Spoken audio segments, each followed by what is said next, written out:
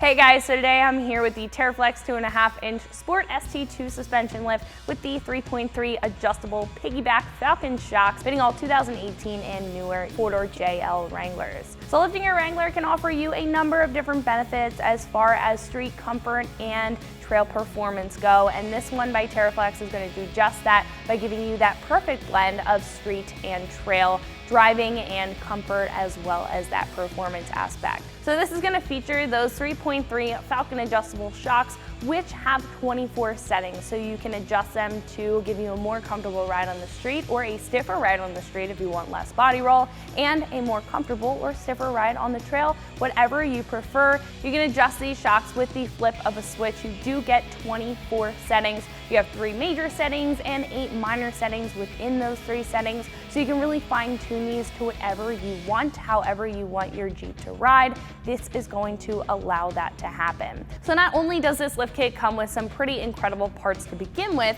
this also comes with everything that you need in order to get this bolted up, to fix all that geometry that you threw off to begin with, and to gain that comfortable ride that you're used to out of your JL. Now with that, this comes with the Sport ST2 front control arms, the front lower control arms, and that's going to adjust that caster. So after you bolt this up, you're not going to need a caster alignment, and that's something that I really like about this lift kit.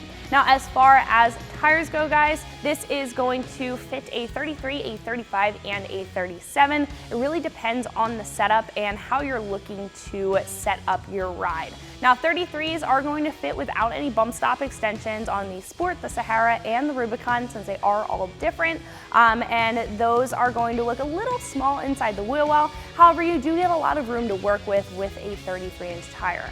Now 35s all around the board are going to be the most preferred size out of this. You do have to add some bump stop extensions depending on whether you have the Sport or the Sahara or the Rubicon, so you do have to keep an eye on that, but that's going to give you a decent amount of room inside that wheel well. It's still going to fit inside that wheel well very nicely and fill it out pretty nicely. However, you're not going to stuff the wheel well, so you're still getting that performance out of that. Now as for 37s, since the Rubicon has a raised fender, those are going to fit very well on the Rubicon and a little bit tighter on the Sport and the Sahara models. However, you still can fit them on. You're not going to have the most room to work with, but it is still doable, and Teraflex does provide you with the bump stop extensions and all the resources that you need in order to bolt up 37s if you'd like to. However, all across the board, again guys, a 35-inch tire is going to be your best bet. Now as far as price goes, this is going to be pretty pricey, as you can probably assume, considering all of the bells and whistles that this kit has to offer,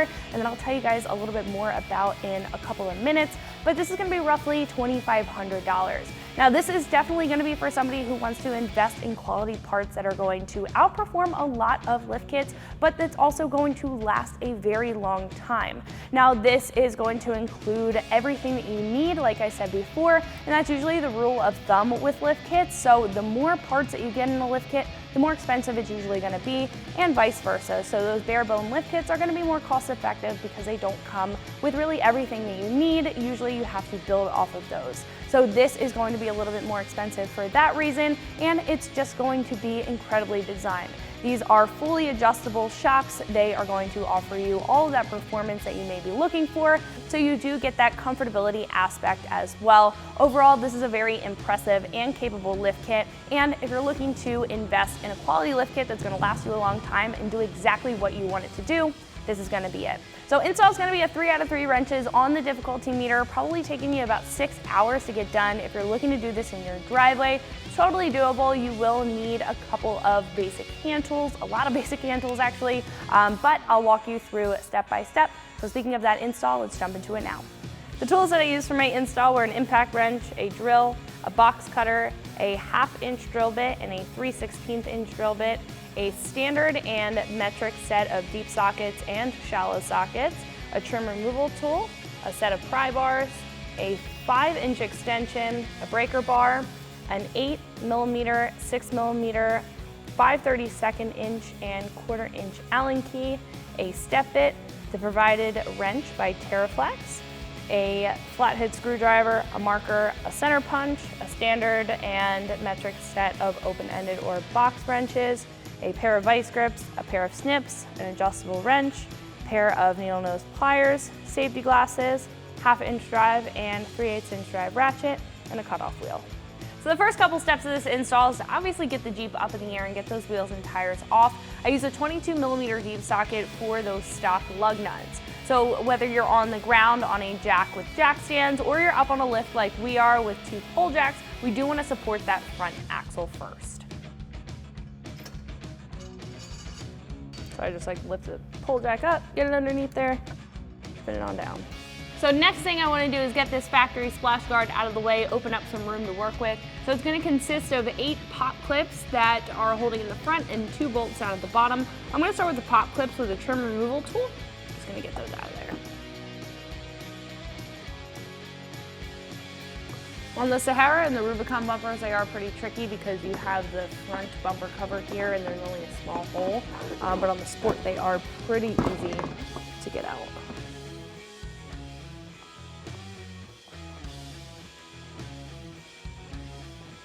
So in the back here, we'll have 2 bolts. I'm gonna use an 8mm socket and remove those. I wanted to get those clips out of the way at the front so we can hold this so it doesn't fall on us. So there's one. Then we can grab the other, making sure that we have a hand on our splash guard here. And then we can wiggle that on out. So I wanna get this factory skid plate or crash bar out of the way as well, just so we don't hook our head on it while we're working on our suspension. So I'm going to take a 16mm socket in my impact driver just to take that off.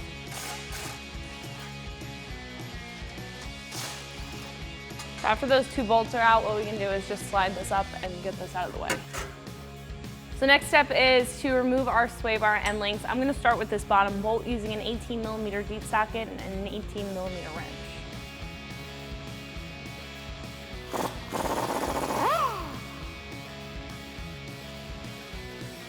So after that one's off, we can move to the top here. I may have to go and remove the bolt on the other side just so we can access that Allen key hole in the stud here. So let's move over to the other side and then we'll come back. So moving on to the other side, I am going to remove this lower bolt as well. I'm going to use the same 18mm Jeep socket, but I'm using a hand ratchet just because we don't have a lot of room here. Also, we won't need that wrench because there is a flag nut on our track bar bracket.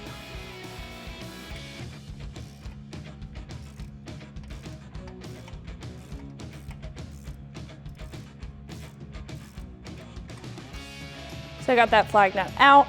Now we just need to remove this lower bolt and then we can move on to the top stud here. Just want to get this bolt out. We can move our sway bar down, give us a little bit more room to work with. So now we can remove the nut on the stud on the upper part of our sway bar end link. I'm going to be using an 18mm wrench and then a 6mm Allen key to keep that stud still.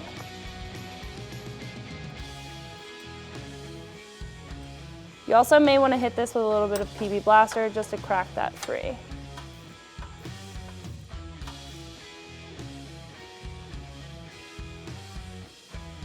So we can do the same thing for the other side. You want to make sure that that wrench is on there first.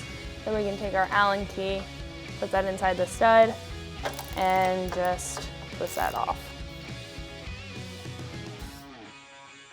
It is going to be difficult just because you have your tie rod and your drag link in the way. Also, you have that upper track bar bracket on the frame side in the way, so just be patient. Spin it off by hand. Yep. We can get these boys out of the way. So our next step is to remove our axle side track bar bolt. This is just going to allow us to drop our axle as low as we need to go to get our springs out. So right now I'm going to use a 21mm socket as well as a breaker bar just to crack that free. I can't fit my impact or my extension through here because the drag link and the tie rod are massive. So what I'm going to do is just take this and break this free, and then we can use a hand drive ratchet to go ahead and get the rest of it off. So that is good enough. Then we can take that same 21mm socket, 1/2 inch drive ratchet, go ahead and just get the rest. Now there is a flag nut on the other side, so you don't have to worry about a wrench or anything in here. So after this is out, you'll see the axle shift. This is responsible, your track bar is responsible for centering that axle underneath your Jeep.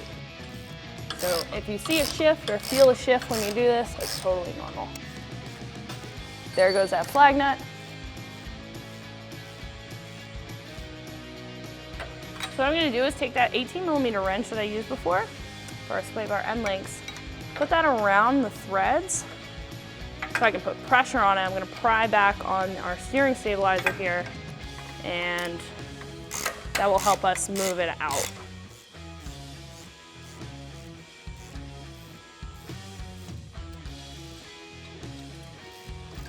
There we go.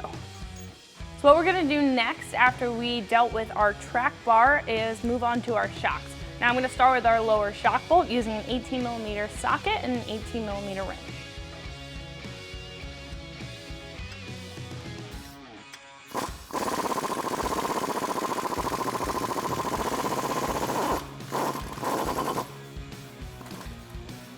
Now to get that bolt out, you might have to adjust the axle height, so I'm just going to compress the axle just a little bit. As you can tell, that loosened that up, and we can pull that bolt out.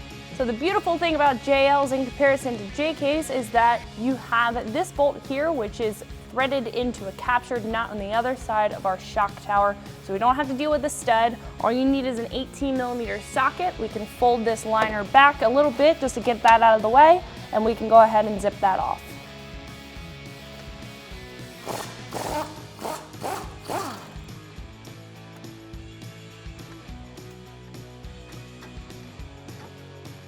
And we can pull this shock out.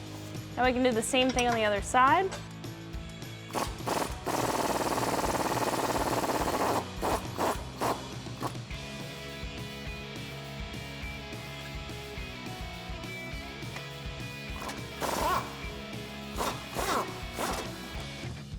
So although they made it very easy to get the bolt out, this liner is in the way. So what I'm gonna do is just take a box cutter. You can take scissors or any cutting tool and just outline this here. I just want to get this plastic out of the way.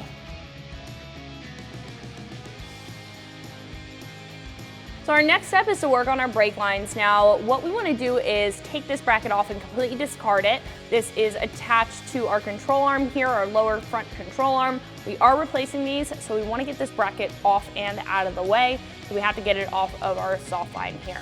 So first we're going to just undo our ABS line. We're just gonna pop it out of those mounts, make sure that that is out of the way, so when we cut a notch in this bracket, our ABS line is preserved. So we don't wanna cut that.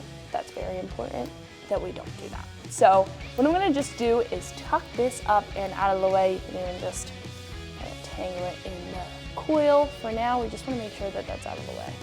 So with your brake line bracket still mounted to the control arm, what I'm gonna do is just grab a pair of vice grips and pull this up. I wanna bend it up so we get a good cutting angle. We don't need to worry about this bracket so much.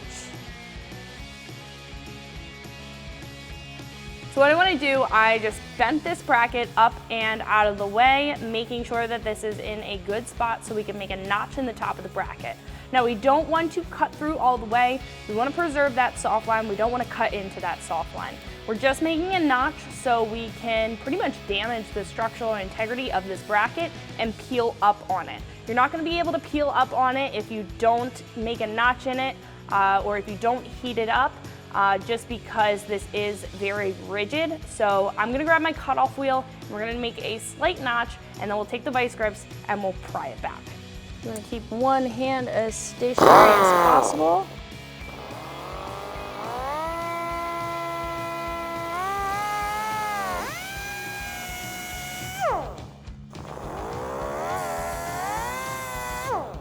All right, so we have a pretty decent notch in it. We might have to just touch it up, but now I'm just going to take my vice grips, get a good grip on it.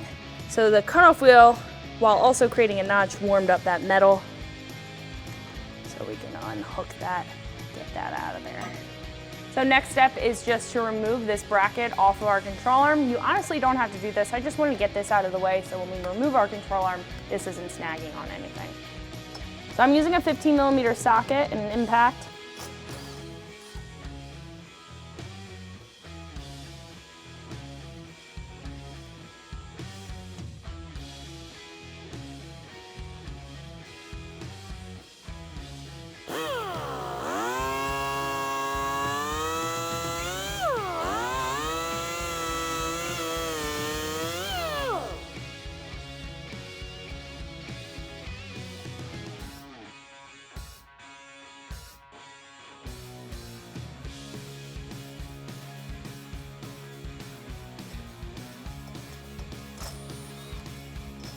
So what we're gonna do is lower down our axle. I have a trim removal tool in hand. There are a couple of lines that are connected by clips and they're on the axle as well as on the frame. So we just wanna keep an eye on them. If we do have to remove them, we will. It just depends on what we have to remove with how low we need to get our axle.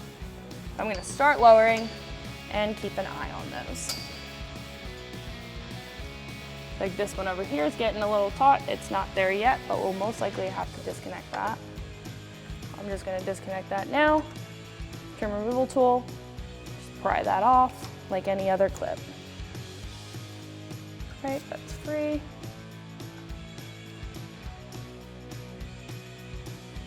So up on the frame here as well as down on our axle, I'm just gonna remove 2 more pins or clips. So there is a clip on the frame that's holding this harness here. As you can tell, it's a little taut. What I'm gonna do is just get that disconnected.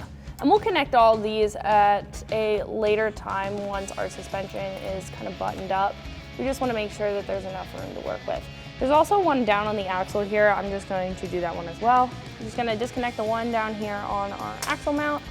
And that broke, but that's okay. We probably won't be disconnecting that one in the future anyway. So on the driver's side, there's also 2 up here on the frame as well that I want to remove. Again, we can connect these again. I just want to make sure that these are all disconnected so we don't harm them.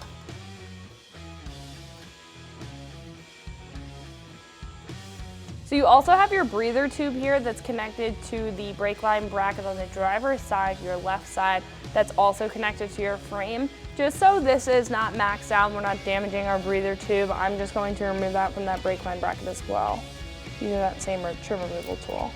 That gives us enough slack. We can actually move the breather tube down off of that mount here. So we can continue to lower our axle. I think that's good for now. Now that our axle is low enough, as you can tell, we have all of this room between the top of our spring perch and our spring. We can go ahead and pop out our spring. We also need that isolator, so make sure that that either stays there or we could take it off and just make sure we put it in a safe spot. So after we got our spring out, what we're also doing is replacing our bump stops here. So I am just going to wiggle our factory one out. It is captured in there, so all you have to do is just wiggle it out. It's not that easy, but it'll come out eventually. Same thing for the other side, guys. You like pull down and twist and kind of wiggle it back and forth. It'll pop right out. So our last step for up front is to remove our lower control arms. So what I'm gonna do is use a 21mm socket and an adjustable wrench to remove this lower bolt, then we can head to the upper bolt.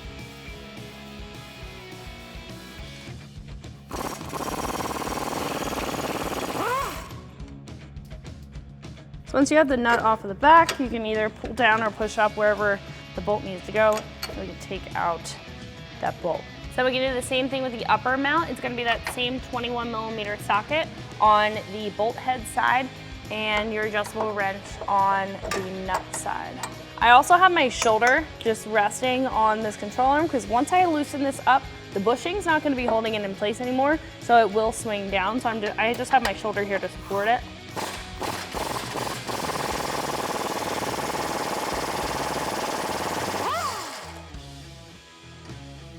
See how my shoulder is supporting that. Let that hang for a sec. Now my hands are free. And slide that out.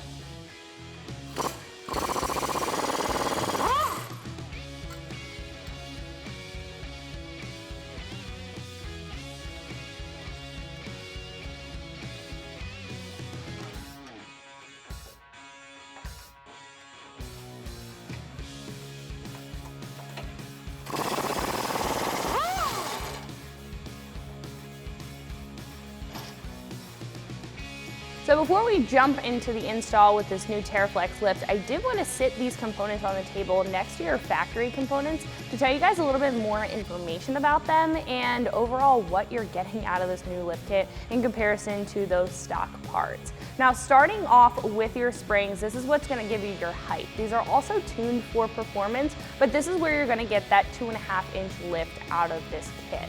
Now, you also are getting all of the components that you need in order to accommodate for that. You are getting longer sway bar end lengths for the front and the rear. You're getting longer bump stops, and you're also getting some different bracketry, like a track bar relocation bracket for that rear track bar to recenter that axle after you've thrown off all of those angles. So not only are these parts just going to accommodate for that extra lift height and those thrown off angles, but they also are going to be upgraded performance parts. So they are going to perform a lot better for the abuse that you're going to give them out on the trail or even daily driving. And they also are going to have a longer lifespan. They are going to hold up and take that abuse for a very long time.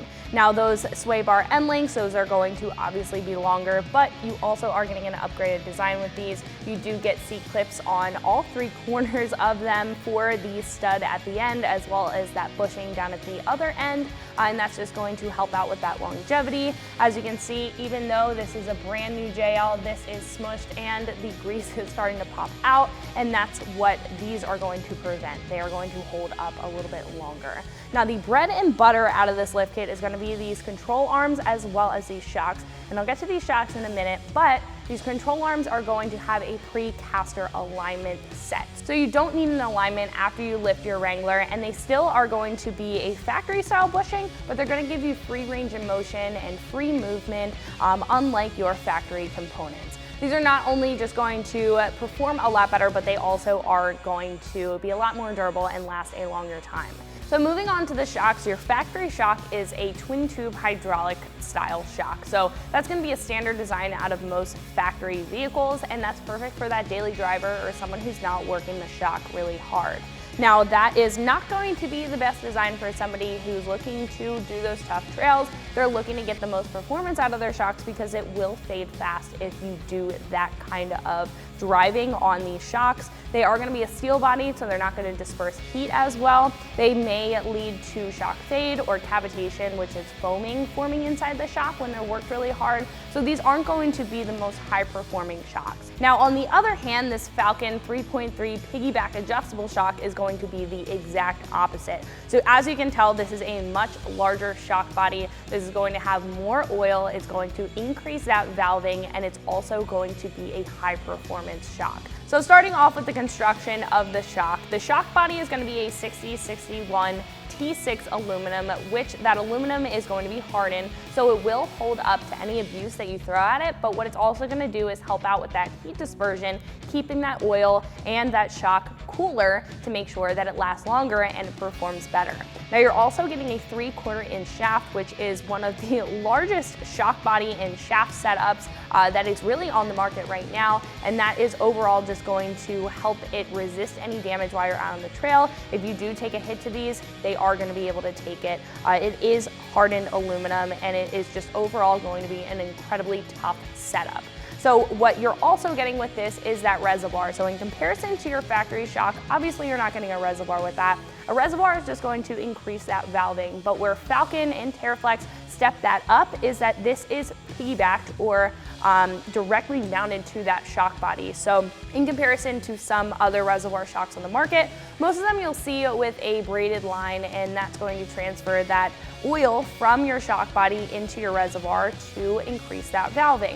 But with this, you have a large hole in the middle here that's going to pass through that oil directly from the reservoir to the shock body and vice versa, which is going to let up on some of that restriction, though it's going to be way less restrictive than a steel braided line. Also, a line can have leaking and it can get damaged by rubbing up on other parts underneath your Wrangler while it's mounted there, so this shock eliminates all of that. So not only are you getting the benefits of the incredibly tough body or the piggyback design, what you're also getting out of this is full adjustability. So you have a larger knob down at the bottom with 3 preset settings. It's going to be soft, medium, and firm, so all you have to do is flip the knob one way and you can completely change your dampening. Now you also have a smaller knob in the middle here. This is going to have 8 different settings. So if you're on medium, you can adjust the softness or the firmness within that preset settings. So you can really adjust these shocks to whatever dampening that you want them to. However you're driving that day,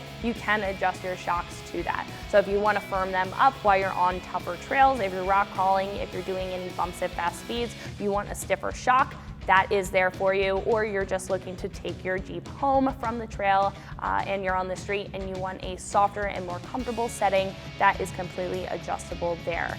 And lastly, because these are such a large design, this is such a large shock body, what Teraflex did is offset all of the mounting points to make sure that they fit up with no modification, which I do really like. Teraflex really did their homework on this, and this overall creates a very functional kit. Now, enough about these two side by side. Let's go bolt up our new lift kit. So we're gonna pick up where we left off and install our control arms. You wanna make sure that the label is readable, and that's gonna be facing the rear of the Wrangler, and this bend is gonna be facing the inside. Then we can install it into that upper mount.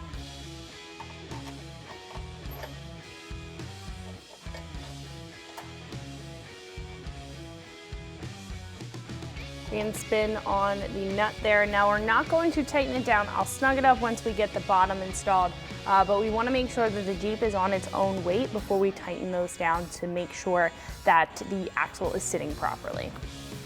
We can move down to the bottom. So we're gonna bolt on this lower part of our lower control arm here. I have somebody prying on the axle, pulling it towards the front of the Jeep. Just because these are longer, they're not gonna line up right away. You do have to adjust the axle and where it sits. So go ahead.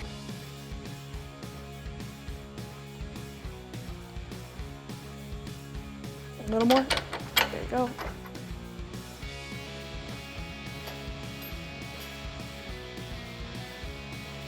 So we can thread the nut on the back, and then we can do the same thing to the other side.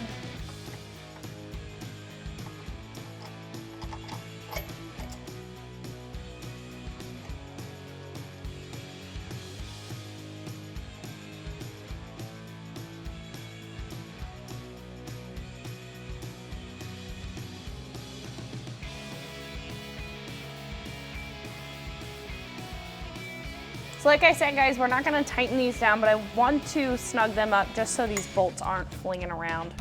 So I have my 21mm socket, my adjustable wrench on the other side.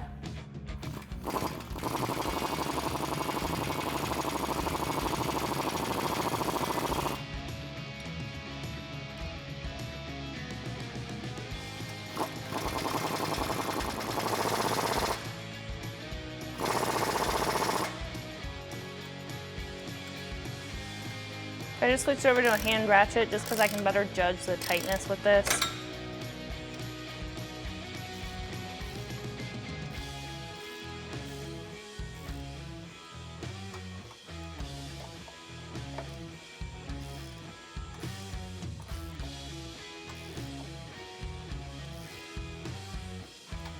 So what we're gonna do next is press in our bump stops. Now it's really difficult to just press them in by hand. So what I like to do is grab a couple blocks of wood, put that on the spring perch, compress our axle, and press this into place. So I just have my pull jack all the way up. What I'm gonna do is just keep on bringing that up. So that's met there. Let me just go adjust it on the other side, making sure that our axle is pretty even. Then we can press this into place. I also put a little bit of WD-40 just as a lubricant to help that slide in a little bit. Also making sure that the Falcon symbol is out. There we go. Now we can do the same thing on the other side.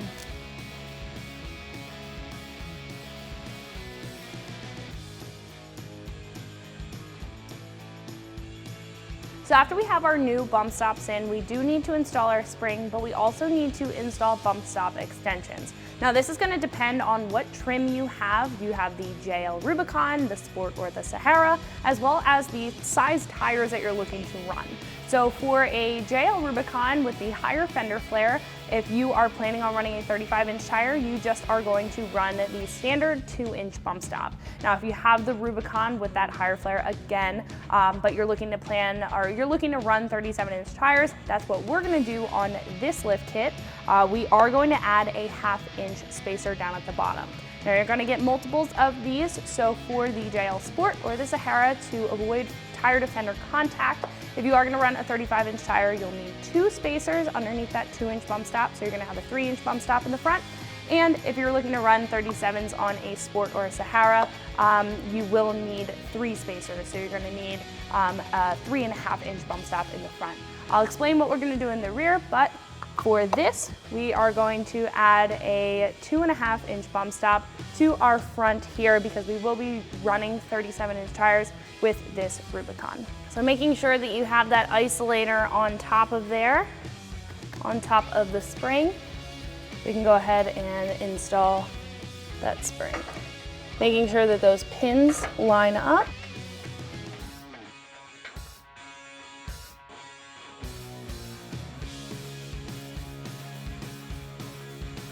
So that the pins on that isolator are in place, we can wiggle this spring into place.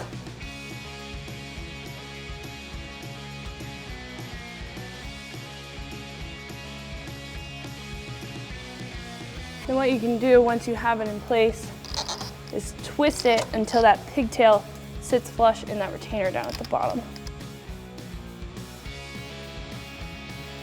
So while we're still here, what I want to do is secure this bump stop extension down. You're going to get a longer bolt like this. It's going to have a hex at the top. We're going to use a 6mm Allen key to tighten that down in just a second. What I'm going to do is just drop that through. It's going to go through the spring perch. You can see it on the other side. So on the JK, what you usually have to do is just drill out that spring, drill out a hole in the spring perch, but the JL has a hole there. And then you can grab the flange nut and your nifty tool by Teraflex and screw that in. I'm actually going to push that up just so I can thread that nut into the bolt.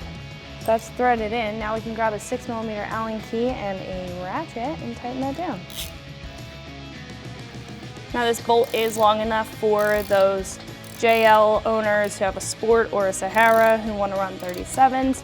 You will be able to stack all 3 of those additional spacers onto that 2-inch spacer. This bolt will accommodate for all of those. So what these bump stops and bump stop extensions do is basically limit your travel so your fender and your tire don't meet once your axle is at full compression. So these bump stop extension specs are basically for those factory fender flares. So if you go to flat flares, you're just going to have to measure your compression and measure where you need to limit that so it doesn't hit the top of your flare.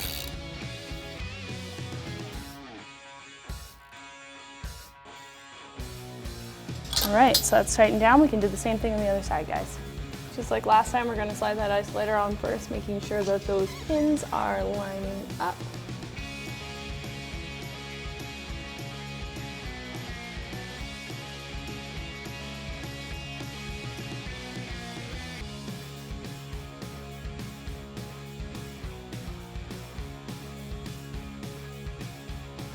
As you can tell, you can see that the bump stop's kind of touching the spring here. Once the axle is compressed, that's not going to happen. It's just once you lower the axle, it kind of pulls back into the deep. So just make sure that that pigtail front here is sitting correctly in that isolator. So if you have to decrease the compression on it, and lift up and shift it. So just to free up a little bit of space so we can access the bottom of that bolt, we're going to take out this brake line bracket. It's for your soft line as well as your ABS here. So I have a 10mm socket and just a hand ratchet, and we're just going to unthread that bolt.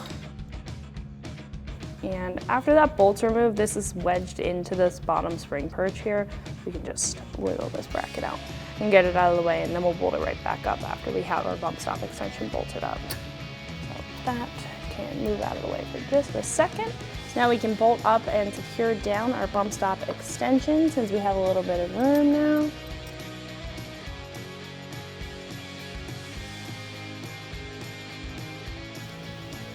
can take our 6mm Allen key,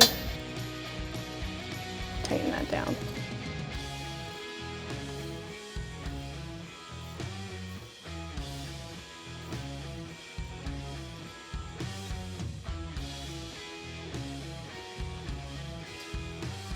So now we can just re-bolt this back up while we're here. That back tab is going to go into that spring perch. This side is going to line up here. Just thread that bolt back in. Make sure to hook our ABS line back onto our bracket here. So once that's hand tight, we can tighten that down with our 10mm socket.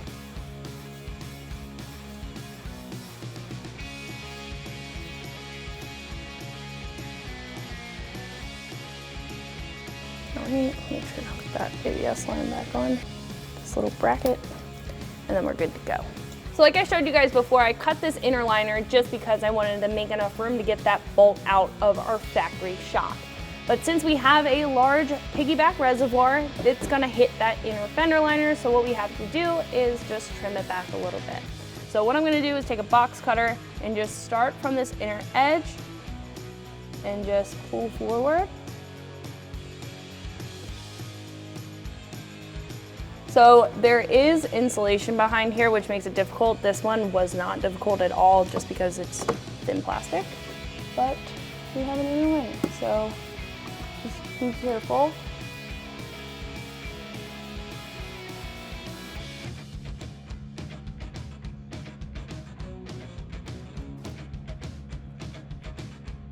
I'm just gonna bring it down and we'll clean it up. We just wanna make sure that this part is off first. Get that out of there. So right now I'm just test fitting this shock in here. Obviously we still need to cut away, so what I'm gonna do is just make a mark. So it's gonna sit, so this is our shock body, where our shock body should line up. That's where our reservoir is gonna sit. So I'm just gonna make an outline of where I need to cut. Guys, this isn't perfect, but it doesn't have to be. All right, so now I'm gonna take this out.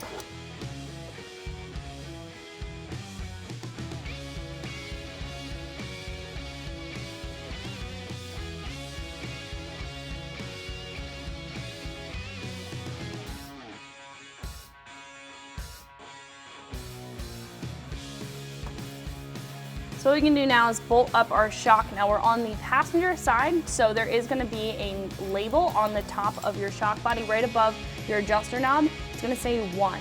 So 1 is gonna be your passenger side, 2 is gonna be your driver side. They are corner specific, and you also wanna make sure that this bottom part, this offset, so the larger part is going to be facing forward towards your axle.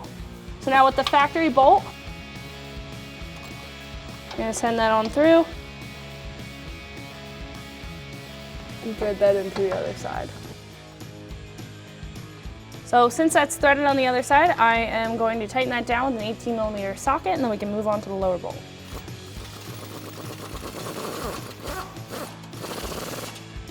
So what we can do now is install our factory bolt. If you do have to tinker with the height of the axle, that's okay.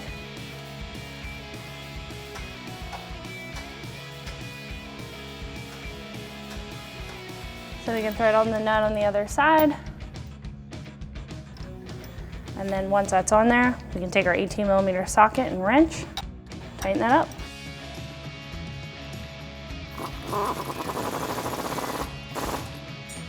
Now we can go to the other side.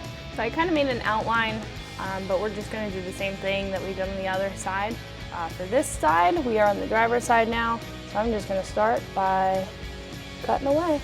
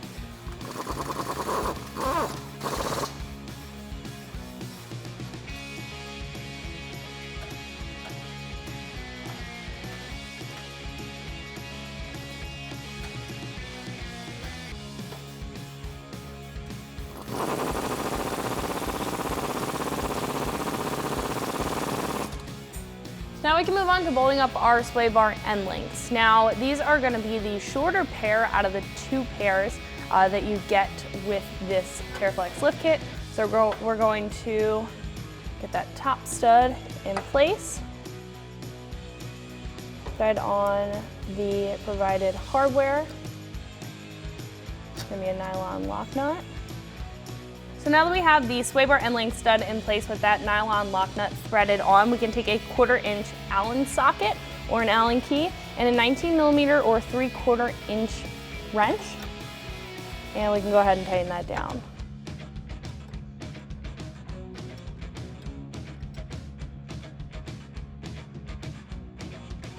So once that's tight, we can move this up and get it lined up with that bottom mount.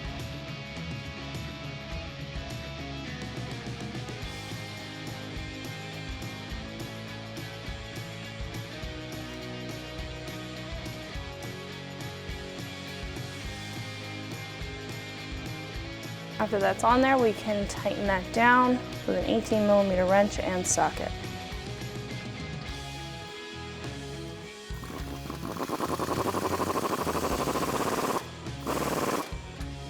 We can do the same thing on the other side. I'm going to get that stud lined up first.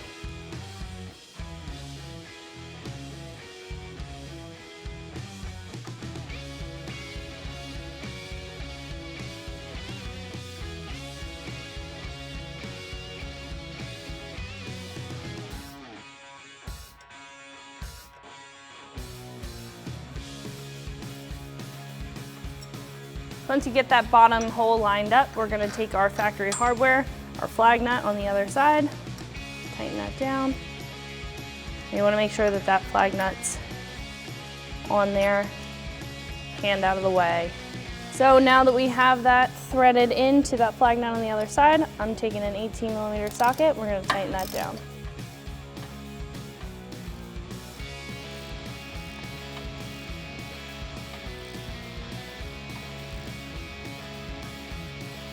So the last thing that we have to button up in the front is our track bar, but we have to do that while the Jeep is on its own weight. So for now, we're going to head to the rear and support our rear axle. So I'm going to start with this bottom sway bar end link bolt. I'm using an 18mm wrench and then an 18mm deep socket. That deep socket's going to clear that back of that shock body there. So I'm going to do the other side bottom bolt on that sway bar end link just so we can pull this down a little bit and gain a little bit more leverage to get that nut off that stud up there.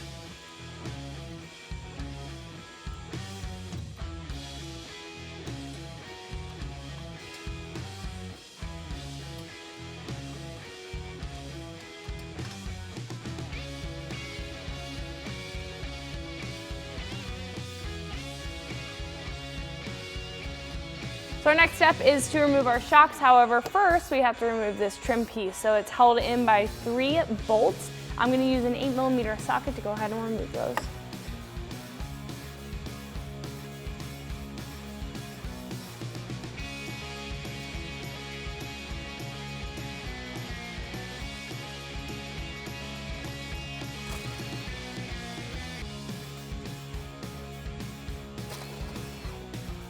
So now we can remove this top bolt that's holding in our shock. We'll move to the bottom bolt in just a second. I'm using an 18mm socket. I'm also using a breaker bar. I can't fit my impact wrench in here because it is a little tight, so I'm just going to break this free. Then we can go ahead and get a hand ratchet on that once this is good and broken.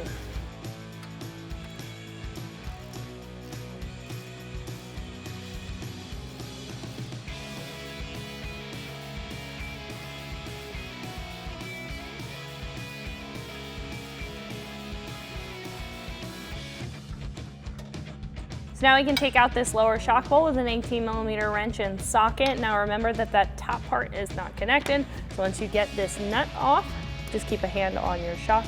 Make sure it doesn't fall on you.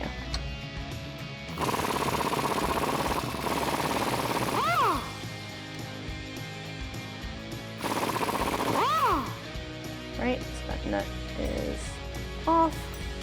Got a hand on the shock, so we can remove that bolt and fully remove the shock. So we're going to do the same thing on the other side.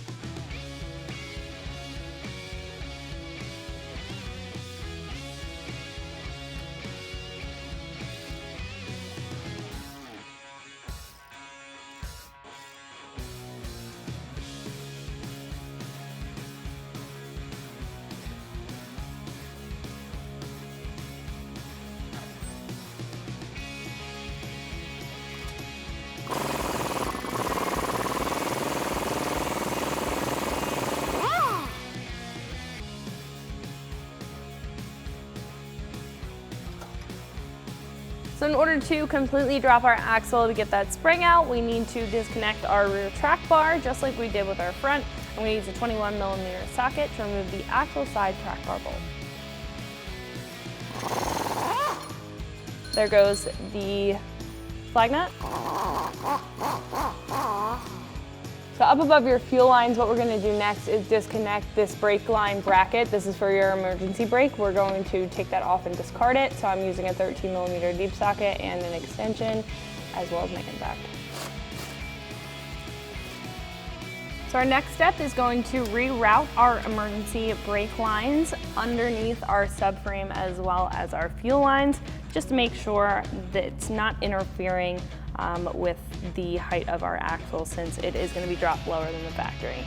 So what I'm doing is just grabbing this by a pair of needle nose pliers, and I'm going to wiggle out the end of the e-brake line. All right.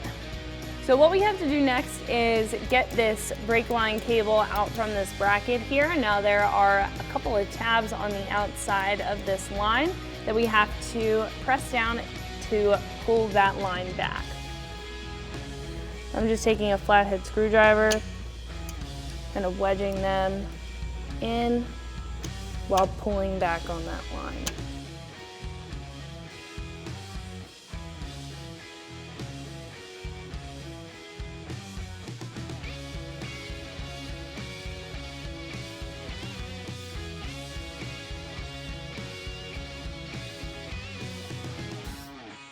So what we're going to do is take our emergency brake cables, we are going to push them back over our subframe, over our fuel lines, and route them underneath there so it has some extra room to work with.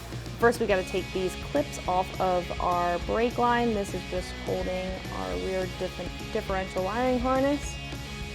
So once those are off of there and that line's free, we can start to push them over. I'm going to start with the driver's side.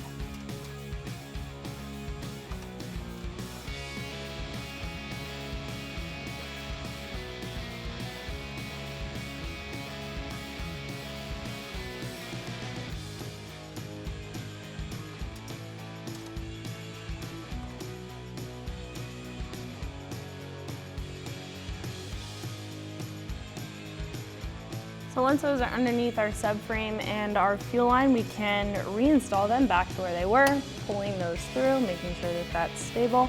And then we can put this hook back into that eyelet down here.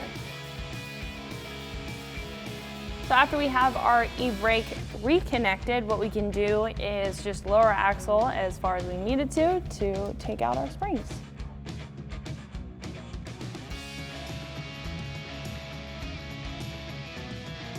So while we're also here, what we're going to do is take out our factory bump stops.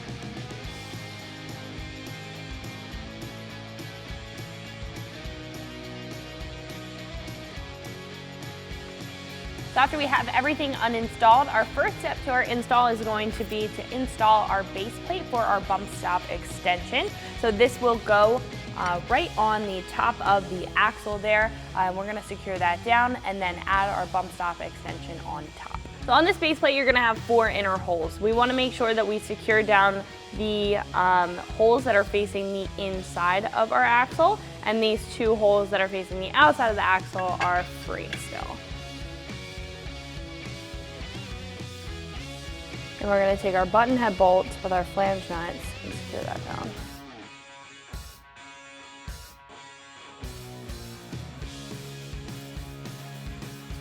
Then after both of those are threaded, we can take a 9/16 inch wrench and a 6mm Allen key and tighten those down.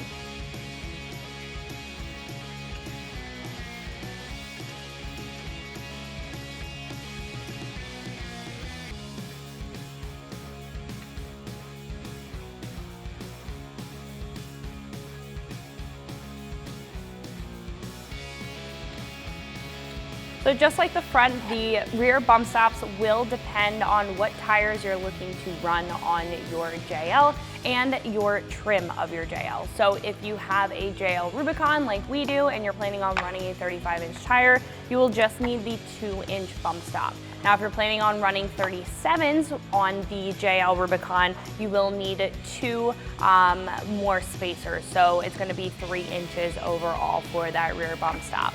Now if you have a JL Sport or you have a JL Sahara and you're looking to run 35s, you will only be using 1 spacer as well as the 2-inch bump stop. And as for the JL Sport as well as the Sahara, if you're looking to run a 37-inch tire, you are going to need 4 spacers. So you'll have a 4-inch bump stop in the rear. So again, we are going to be running 37-inch tires, so we need a 3-inch bump stop in the rear. So that means that we need 2 spacers as well as our standard bump stop. Now, if you are running 33-inch tires on any of those 3 models, you won't need bump stops at all, but we are going to go ahead and make a 3-inch bump stop. All right, so I'm just going to grab the spacers and the bump stop. They should sit over those bolt heads nicely since there are indents at the bottom of the spacer. Then what we can do is grab a nut plate, slide that through the spacer or through our bump stop extension, take our bolt, thread that up into that plate. I'm going to thread in the other side as well, and then we can go ahead and tighten that down. So it will be kind of tricky with the Ebrake cable here, but that's okay. Once you have that threaded in, you can take an 8mm Allen key and we can go ahead and tighten that down.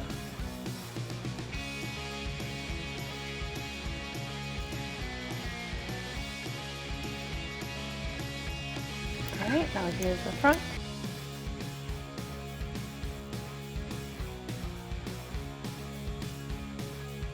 All right, now we can do the same thing on the other side of our axle.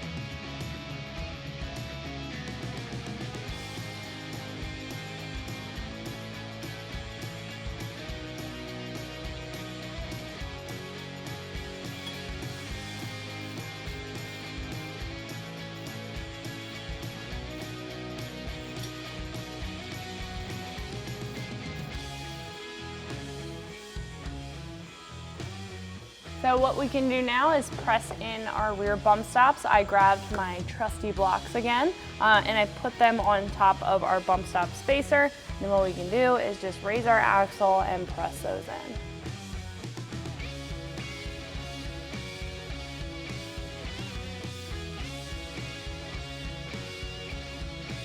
We can do the same thing on the other side then.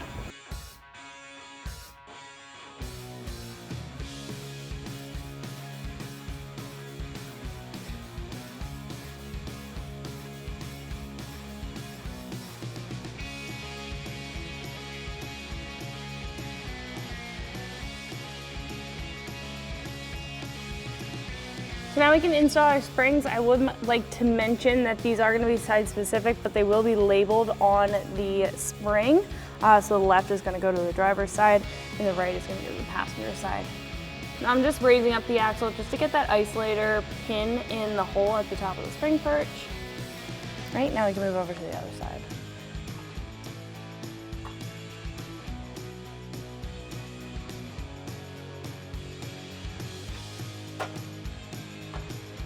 So to accommodate our shocks, we do have to put in a spacer for our sway bar here.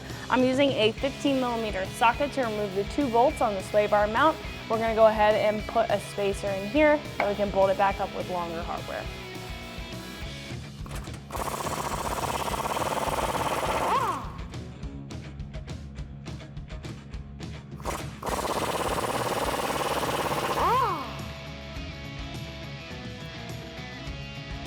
So we can go ahead and put our spacer in here. I did put a little bit of blue thread lock on the bolt there. Go ahead and thread that in just a couple threads. Grab our other one.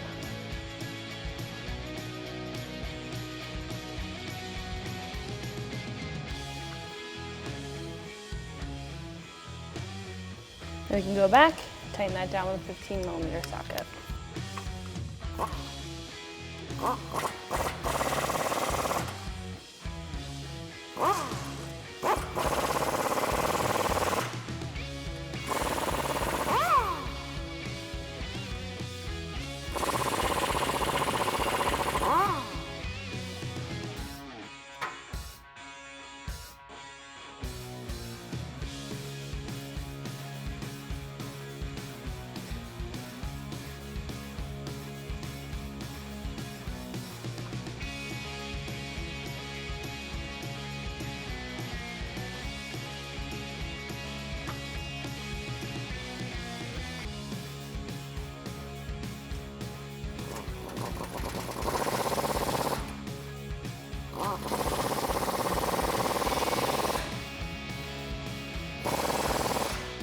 So now we're ready to install our shocks, but first we have to install our Roost. These are just going to be covers that cover up our shaft here to make sure that nothing on the axle or any brake lines are rubbing up against this and causing any extra damage. Now there are going to be 3 points of attachment down at the bottom, and there are going to be 3 points of attachment down at the bottom of our shock here. So all we have to do is just slide these on.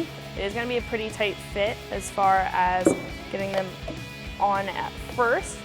Once they're down at the bottom. So you're going to have your button head bolts that we're going to thread into the bottom of the shock.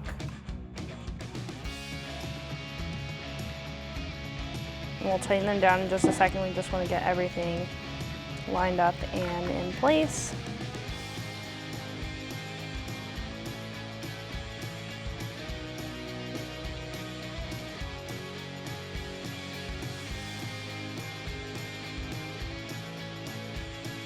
And once those are threaded in most of the way, I'm going to take a 5/32 inch Allen socket and tighten those down all the way.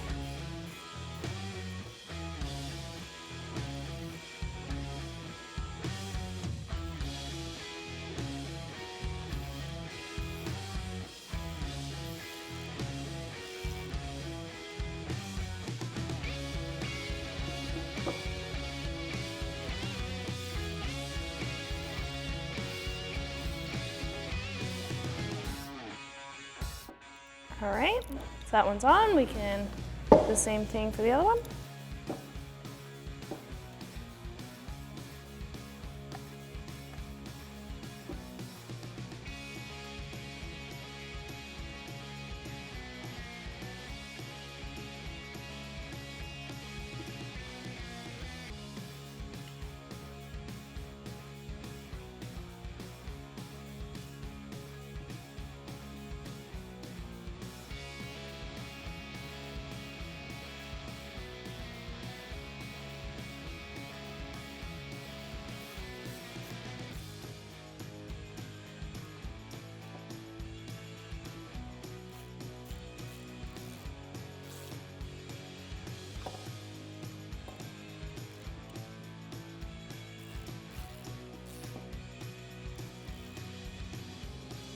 Now we can go ahead and install them, starting with the top. I'm going to be using that factory hardware.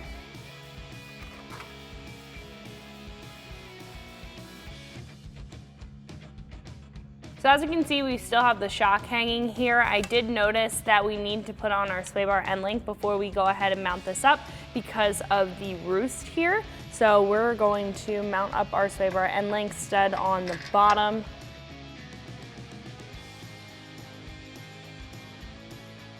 Thread on that nut there. Then up at the top, we're going to take our button head bolt that Teraflex provided. Thread that in.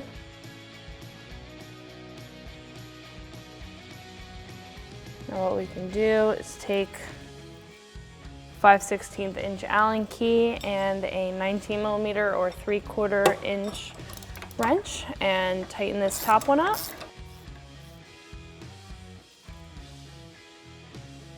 Then we can take our 6mm Allen key and a 19mm wrench and tighten up that bottom one.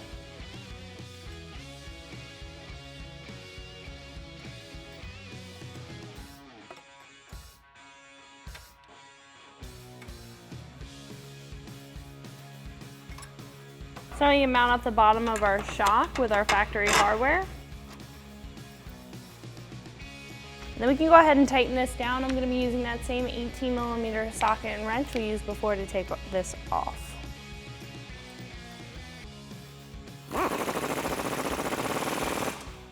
So we can go ahead and tighten up our top bolt here with that 18mm socket.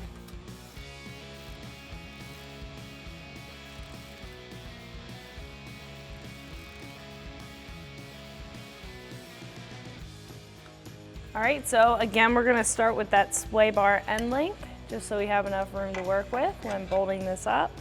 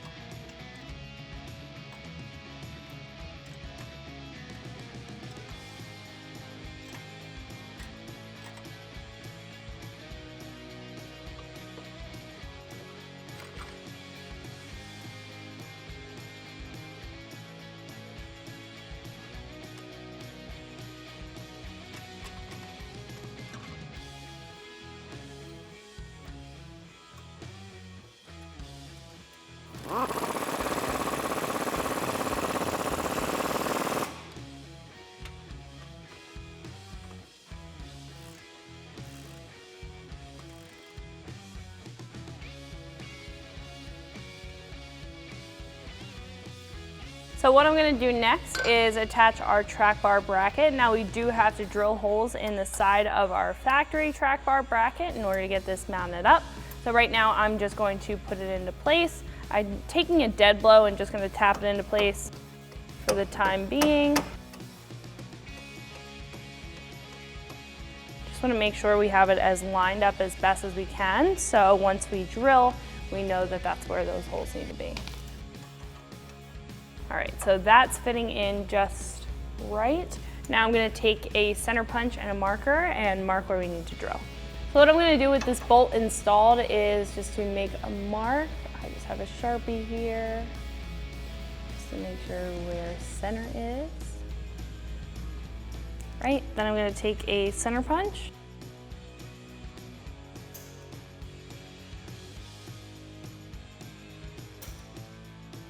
So I'm going to drill a pilot hole with a 3/16 inch drill bit, and then I'm going to use a step bit to go all the way up to a 1/2 inch.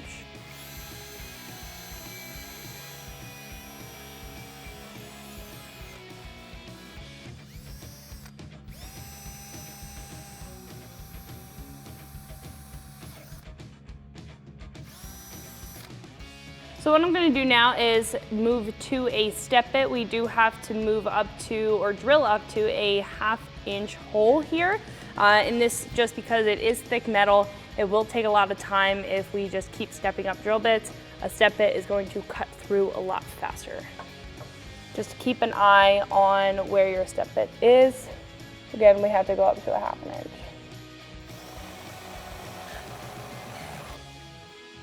I'm just putting a little lubricant on here to preserve the life of my step bit.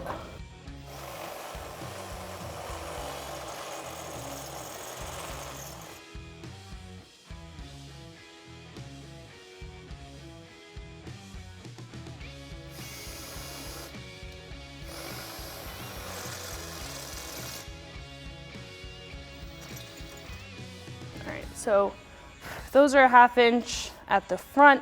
Now I just have to make sure that they are 1/2 inch all the way through. So I'm going to take my 1/2 inch drill bit and round those out.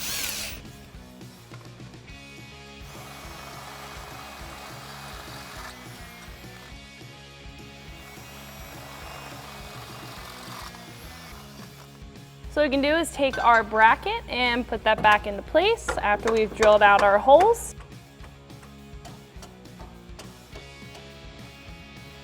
Then we can take our smaller bolts,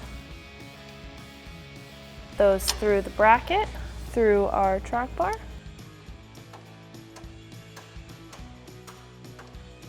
Same for the top one. And we can bolt them down with the flange nuts on the other side. Everything seems to still be lining up pretty good.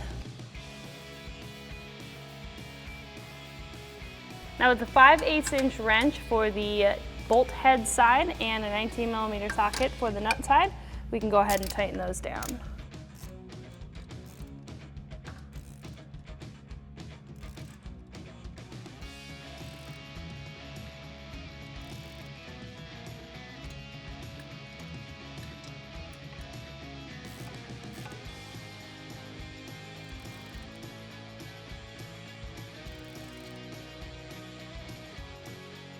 So we're going to bolt up this bottom hole here. We do have a crush sleeve that is going to take the place of what was once our track bar here.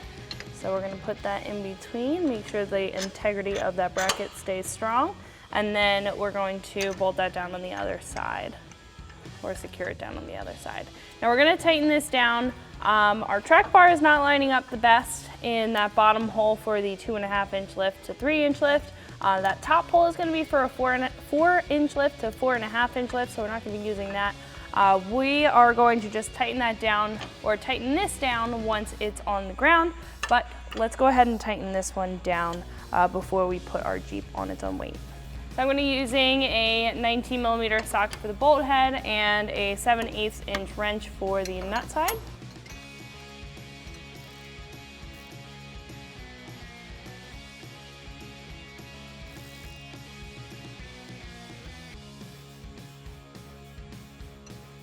So now that we have the Jeep on the ground on its own weight, we can go ahead and attach our track bars. I'm in the rear right now, and I am gonna have somebody wiggle the back end of the Jeep back and forth just so we can get this lined up. Go ahead.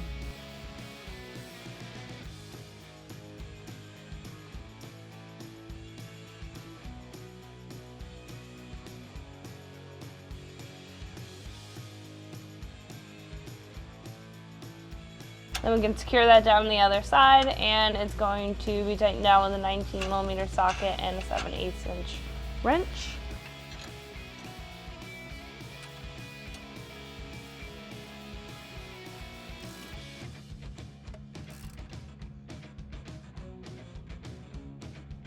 So now that we're in the front, we can secure down our front track bar. I have someone in the driver's seat. What you can do is turn the wheel back and forth, and it will line up that track bar.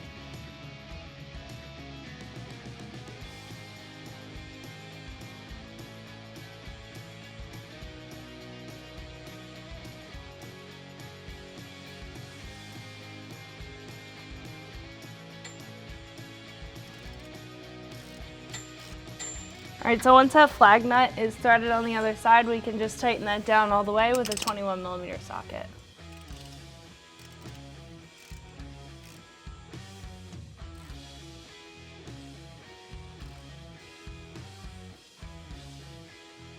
So that's going to wrap it up for my review and install. Make sure you like and subscribe, and for more videos like this, always keep it right here at extremeterrain.com.